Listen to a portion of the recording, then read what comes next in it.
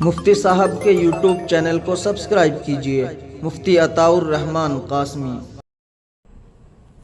السلام علیکم ورحمۃ اللہ وبرکاتہ۔ معزز سامعین کرام، جیسا کہ ہم نے ذکر کیا تھا کہ حضرات انبیاء کرام کی آمد کے سلسلے میں قسط وار ہم آپ حضرات سے گفتگو کریں گے۔ آج انبیاء کرام کی ہندوستان میں آمد، اس سلسلے میں اصل میں انبیاء کرام کی آمد ہوئی ہے، اس بارے میں ہم جو غور کرتے ہیں ہمیں سب سے زیادہ معلومات، اہم معلومات اور بالکل صحیح معلومات وہ قرآن کریم سے ہوتی ہے۔ اگر ہم یہ معلوم کرنا چاہتے ہیں کہ ہندوستان کے اندر انبیاء کرام کی آمد ہوئی یا نہیں ہوئی، تو ہمیں تاریخ کی کتابوں کا مطالعہ کرنا پڑے گا یا قرآن کریم سے، قرآن کریم کی آیات سے سمجھنا پڑے گا کہ کیا اس چیز کا بھی ذکر ملتا ہے کہ انبیاء کرام ہندوستان کے اندر تشریف فرما ہوئے ہیں۔ تاریخ کی کتابوں پر یا جن کتابوں کے اندر ان چیزوں کا ذکر ہے ہم بہت زیادہ اعتبار اور ٹرسٹ نہیں کر سکتے ہیں، لیکن قرآن کریم کا ایک ایک لفظ بالکل صحیح سالم ہے۔ ہمارا ایمان قرآن کریم پر یہ ہے کہ قرآن کریم کی ایک ایک بات سچی ہے، تو قرآن کریم جو ہمیں کہتا ہے اس تعلق سے، اس پر ہم یقین کرنے کے لیے پورے طور پر تیار ہیں۔ قرآن کریم کی کئی ایک آیات کا مفہوم یہ ہے کہ اللہ تبارک و تعالی نے تمام اقوام پر انبیاء کرام کو مبعوث فرمایا ہے۔ اس لحاظ سے ہندوستان کے اندر بھی قومیں بسی ہیں، قومیں آباد تھی، تو ضرور بھی ضرور اللہ تبارک و تعالی نے ہندوستان کے اندر بھی انبیاء کرام کو قوم و ملت کی رہنمائی کے لیے مبعوث فرمایا ہوگا۔ نمبر 1، حضرت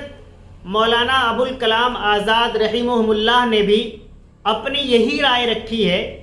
کہ اللہ تبارک و تعالی دنیا کی تمام اقوام کی رہبری کے لیے انبیاء کرام کو مبعوث فرمایا کرتے تھے، لہذا ضرور بھی ضرور ہمارے ملک ہندوستان کے اندر بھی انبیاء کرام تشریف فرما ہوئے ہیں۔ اب اس تعلق سے حضرت مولانا ابوالکلام آزاد رحمہ اللہ کا فرمان ہے کہ کوئی آدمی یہ کہنے لگے کہ قرآن کریم میں جس طریقے پر حضرت ابراہیم کا، حضرت اسماعیل کا، حضرت یعقوب کا، حضرت یوسف علیہ السلام کا، ان تمام کا، دیگر انبیاء کرام کا ذکر ہے، اسی طریقے پر تمام انبیاء کرام کا ذکر ہوتا تو ہمیں معلوم ہو جاتا کہ کون نبی کس قوم پر کہاں آیا ہے۔ اس پر آپ فرماتے ہیں مولانا ابوالکلام آزاد صاحب کہ اگر تمام انبیاء کرام کا ذکر قرآن کریم کے اندر فرماتے اللہ تبارک و تعالی تو یہ قرآن کریم بہت زیادہ طویل ہو جاتا، ایک پارے کی جگہ ہزاروں پاروں کی ضرورت پڑتی، 30 پاروں کی جگہ ہزاروں پاروں کی ضرورت پڑتی۔ اصل میں مقصود واقعات بیان کرنا تھا ہی نہیں، قرآن کریم کا مقصد یہ نہیں ہے کہ قصے کہانی سنائے جائے، نہیں، بلکہ اللہ تبارک و تعالیٰ کا مقصد انبیاء کرام کی جو منتخب انبیاء کرام ہیں ان کے متعلق قرآن کریم کے ذریعے بتانے کا مقصد یہ ہے کہ نبی کریم صلی اللہ علیہ وسلم کے آخری نبی ہونے پر اور دیگر انبیاء کرام کے متعلق معلومات پر ہمارے یقین کے اندر یہ پختگی ہو کہ واقعی آخری نبی صلی اللہ علیہ وسلم کی ذات اقدس ہے۔ اور ایک یہ بھی ہے کہ قرآن کریم کے اندر ان انبیاء کرام کا ذکر کیا گیا ہے جن کا تعلق عرب سے ہے،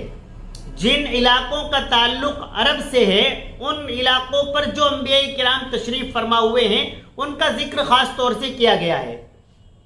کیونکہ اس دور میں اصل میں عرب کو سمجھانا مقصود تھا کہ یہ آخری نبی پیغمبر آخر الزمان محمد عربی صلی اللہ علیہ وسلم کی ذات بابرکت ہے۔ جب ہم دیکھتے ہیں کہ عراق کا تعلق عرب سے ہے، مصر کا تعلق عرب سے ہے، فلسطین کا تعلق عرب سے ہے، تو جو انبیاء کرام یہاں پر تشریف فرما ہوئے ان کا ذکر کیا گیا۔ اللہ تبارک و تعالی نے وہاں جب دیکھتے ہیں کہ مکۃ المکرمہ مدینۃ المنورہ کے اندر دیگر اقوام بھی موجود ہیں، یہودی موجود ہیں، پھر جو انبیاء کرام ہیں ان کے متعلق یہودیوں کے رہنماؤں سے، علماء سے، ان کے متعلق جو بھی ان کے بڑے ہیں ان سے جب سوال کرتے ہیں تو ان کا ذکر بار بار آتا ہے، ان کے بارے میں معلومات ہوتی ہے۔ تو قرآن کریم جب ان چیزوں کو بیان کرتا ہے تو ان لوگوں کو بھی اس پر غور کرنے پر مجبور ہونا پڑتا ہے کہ واقعی مسلمانوں کی اور محمد عربی پر جو کتاب نازل ہو رہی ہے اس میں ہمارے ان نبیوں کا ذکر ہے جن پر ہم ایمان لائے ہوئے ہیں۔ تو اس لیے بہت سارے انبیاء کرام کا ذکر قرآن کریم کے اندر موجود نہیں ہے۔ ہندوستان کے اندر جیسا کہ میں نے گزشتہ میں بتایا تھا کہ اولن تو حضرت آدم علیہ نبینا علیہ السلام کی آمد ہو رہی ہے، سب اس کو مانتے ہیں، جانتے ہیں، یقین کرتے ہیں۔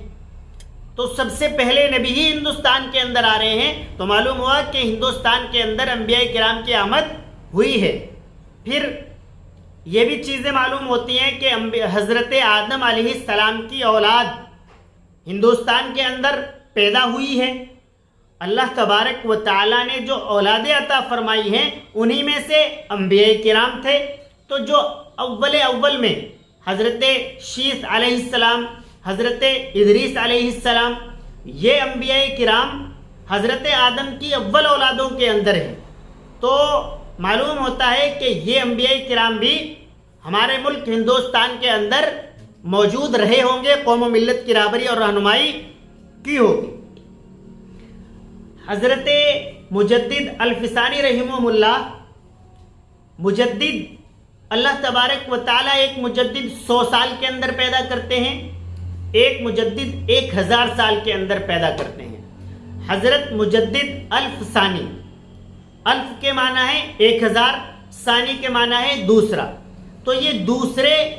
1000 سال بعد آنے والے مجدد ہیں۔ یہ بھی ذکر کرتے ہیں کہ ہندوستان کے اندر انبیاء کرام کی آمد ہوئی ہے، جہاں پر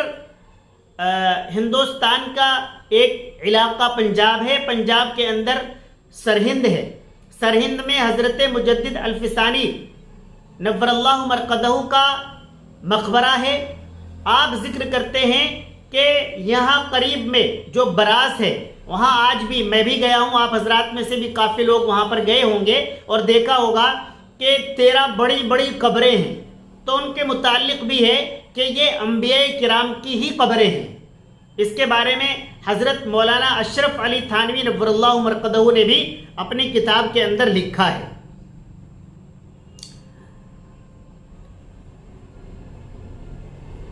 تو ان تمام چیزوں سے معلوم ہوتا ہے کہ ہمارے ملک ہندوستان کے اندر انبیاء کرام کی